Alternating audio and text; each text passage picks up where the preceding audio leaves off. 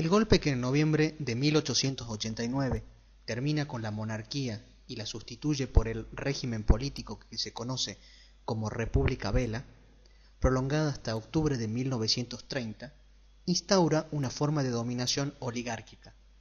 Algunas singularidades son la combinación equilibrada que se construye entre poderes locales y poder central, acción recíproca que pone en plano relevante la figura del coronel, la institución del coronelismo y las denominadas políticas de gobernadores y política de café con leite. Las dos últimas son verdaderas claves de la dominación oligárquica en la escala nacional y se apoyan en el coronelismo, en el binomio coronel-estado. La política de gobernadores consiste en un mecanismo de gobierno sustentado en alianzas y compromisos que permiten al presidente fortalecer el poder central y controlar el poder legislativo, al tiempo que no se inmiscuye en las situaciones estaduales. En la práctica, la política de gobernadores opera mediante el acuerdo de los grupos oligárquicos de Sao Paulo, cafetaleros, y Minas Gerais, ganaderos, conocido como política de café con leche y definido en 1913 por el Pacto de Ouro Fino. Por él, los núcleos dominantes paulistas y mineros resuelven la sucesión presidencial, alternando hombres de uno y otro origen, procurando aislar a los riograndeses. La política nacional popular es el resultado de la larga etapa de transformaciones de la sociedad brasileña a partir de 1930, como estilo de gobierno sensible a las presiones populares o como política de masas que buscaba conducirlas, manipulando sus aspiraciones. Solo puede ser comprendido dentro del contexto de proceso de crisis política y desarrollo económico que inaugura la Revolución de 1930. Expresa la crisis que atraviesan la oligarquía y el liberalismo. También expresa la democratización del Estado que debió apoyarse en algún tipo de autoritarismo institucional de la dictadura de Vargas 1937-1945. Fue también una de las manifestaciones de la fragilidad política de los grupos urbanos dominantes cuando intentaban reemplazar a la oligarquía. Expresa la emergencia de las clases populares en el seno del desarrollo urbano e industrial y la necesidad de incorporar a las masas al juego político. La política nacional popular fue una manera determinante y concreta de manipulación de las clases populares, pero de la misma manera representó un medio de expresión de sus inquietudes. Puede significar al mismo tiempo una forma de organización del poder por los grupos dominantes y a la vez la principal forma de expresión política del ascenso popular en el proceso de desarrollo industrial y urbano. Cuando se habla del ascenso político de las masas en el periodo posterior a 1930, hay que tener en cuenta el hecho de que este ascenso fue condicionado. La promoción de la participación popular no se realizará a través de los grupos dominantes. Dependerá de nuevas condiciones específicamente políticas creadas por la crisis de la oligarquía y de la incapacidad manifiesta por todas las fuerzas sociales que componen la Alianza Liberal para establecer las bases de una nueva estructura del Estado. El nuevo gobierno, formado sobre la base de una alianza tácita entre los grupos de clase media, sin horizontes políticos, y algunos sectores de la oligarquía que ocupaban en el antiguo régimen una posición secundaria, deberá pasar por un periodo de inestabilidad que se prolonga hasta 1937. Hay numerosas crisis derivadas de las luchas entre los tenentes y los jefes de la oligarquía. Las mayores dificultades surgen en el sur, en el estado de Sao Paulo. Los sectores de la clase media radical se agrupan bajo la dirección de Luis Carlos Prestes en la Alianza Nacional Libertadora, y los sectores de derecha encuentran expresión en el integralismo. La estabilidad del nuevo régimen será alcanzada con la derrota de estos movimientos.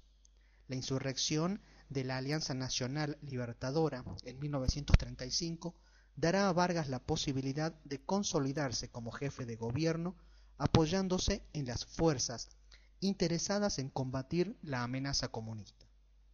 Una vez estabilizada la dictadura, en 1937, Vargas liquida el movimiento integralista.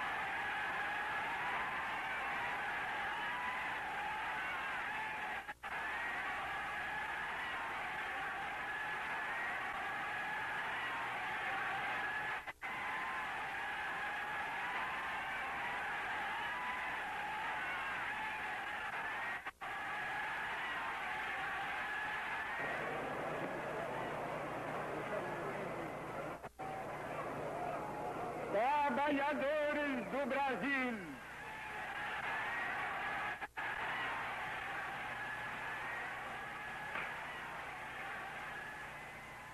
depois de quase 6 de afastamento, durante os quais nunca me saíram do pensamento a imagem e a lembrança do grato e longo convívio que mantive convosco, eis-me outra vez aqui ao vosso lado para falar com a familiaridade amiga de outros tempos.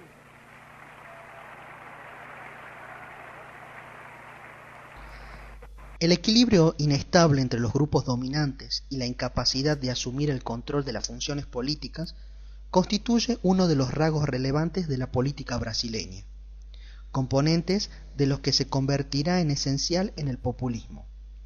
La personalización del poder, la imagen, mitad real y mitad mítica, de la soberanía del Estado sobre el conjunto de la sociedad y la necesidad de participación de las masas urbanas.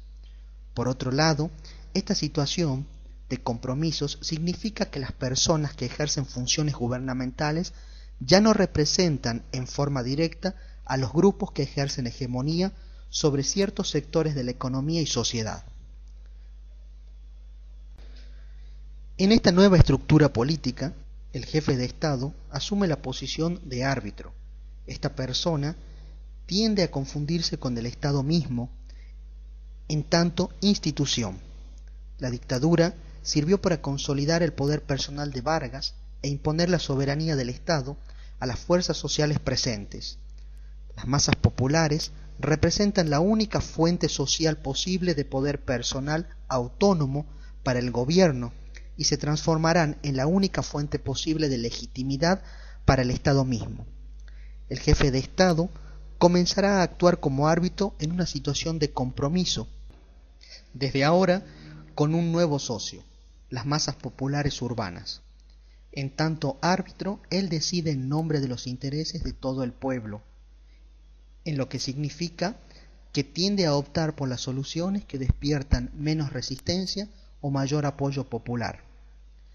A través de los mecanismos de manipulación que las funciones gubernamentales le aseguran, dadas las condiciones de crisis interna entre los mismos grupos dominantes, Vargas encontrará la manera de responder a todo tipo de personas sin someterse de manera exclusiva y duradera a los intereses inmediatos de ninguno de ellos. Se trata de un Estado burgués, sin que pueda hablarse de una democracia burguesa. Se trata de un estado de compromiso, que es al mismo tiempo un estado de masas, expresión de la prolongada crisis agraria, de la dependencia social de estos grupos de clase media, de la dependencia social y económica de la burguesía industrial y de la creciente presión popular. Una de las fuentes de la capacidad de manipulación de los grupos dominantes sobre las masas se encuentra en su propia debilidad en tanto clase, en su división interna y en su incapacidad de asumir en nombre propio las responsabilidades de Estado. Incapaz de legitimar por sí mismos la dominación que ejercen, estos grupos dominantes necesitarán recurrir a intermediarios que puedan establecer alianzas con los sectores urbanos de las clases dominantes.